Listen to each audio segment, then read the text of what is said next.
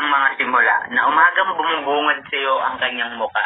Pangalawa, nag-aalmusal ka ng kilig at baon mo siya hanggang sa paghimbing. Pangatlo, dito mo matututunan ang tunay na kapangyarihan ng isang ngiti, ng isang kamay na humahawi sa iyong buhok. Pang-apat, kapag sinabi niyang mahal ka niya, huwag kang maging tanga.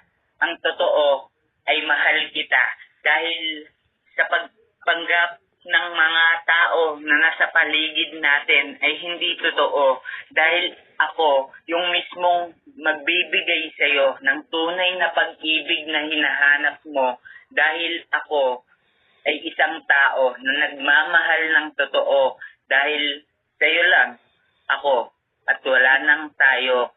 Pero bakit ganito? Minsan nagiging malungkot at masaya yung mundo nang ninalakaran Bigo Bigo!